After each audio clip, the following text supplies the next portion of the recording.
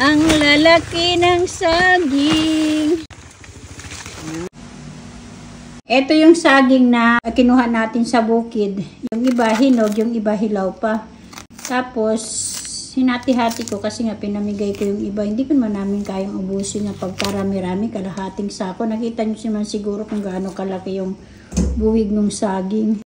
So, ito gagawin ko tong turong, babalutin ko, and then lagay ko lang sa rep yung iba para hindi masira. Napakalalaki niya mga kamamsi. Then, bumili na lang ako ng langka. Sarap to na pang-snack. So, babalatan ko muna to. Since malalaki yung mga saging natin, kinakita nyo naman, hahatiin ko to sa 4 na piraso. Ilang piraso lang yan na saging ha, na pagkalaki-laki na buwig na saging ay yung kinuha namin sa bukid. So, iset aside muna natin ito at hihimay-himayin natin yung langka na binili ko. Wala kasi kaming langka doon. So, himay-himayin lang natin itong langka muna.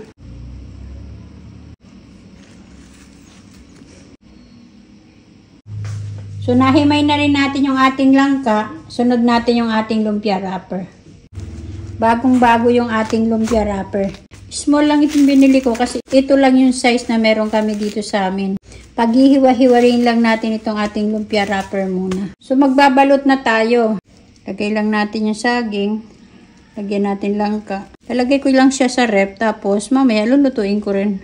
Pautay-utay ang pagluluto ko kasi para masarap kainin, para malutong. Doblihin natin yung kasi nasira yung isa.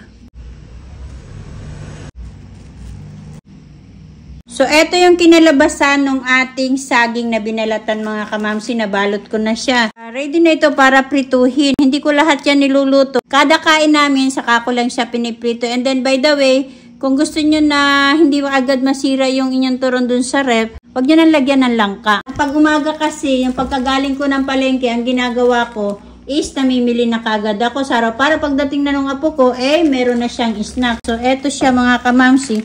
Tapos, pagdating na lang ng mga anak ko, saka ko siya piprituhin. So, ready na. Hindi ko na kailangang magmadali na maggawa pa ng turon para lang meron silang pang-stock.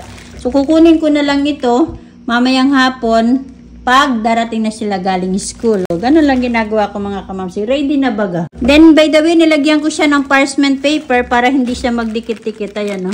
Nakita ko sa inyo. Ayan, ilagay ko muna ito sa rep and then magpiprito tayo ng iba para matikman natin. Ito yung pinagprituhan namin ng turon kahapon. So, yan ang gamitin natin. So, ilagay na natin yan. Babalik ta rin yung nakaagad dyan. Naku, naalala ko yung mga magulang ko kapag ako'y nagaprito ng saging kasi turon, maruya, banana cube, banana fritter. Yun ang ikinabuhi sa akin ng mga magulang ko. And then, yung tatay ko ay nangingisda. Shout out sa mga taga-Oriental Mindoro. So, after that, na nabaligtad nyo na yan, lalagyan nyo na yan ng brown sugar. Then, konting brown sugar lang ilalagay ko kasi matamis yung langka. Then, matamis pa yung saging. Then, pag medyo crispy na sa likod, baligtarin nyo na naman uli yan. Ganyan lang ang pagluluto ng turon mga kamamsi para hindi mabigla ng luto at masunog sa ibabaw, then hilaw sa ilalim. Naka-high heat kanina, ilagay nyo sa medium heat. Medium to low heat yung apoy nyo. Kung nandito kayo, matatakam kayo kasi napakabango dito kasi may langka. Bango. So, ayan, okay na yan mga kamamsi. So, tatanggalin na natin. Tuhugin ko na diretso. So, eto na mga kamamsi, ang ating turon na tiniba natin ng isang araw sa bukid. Kain po tayo mga kamamsi.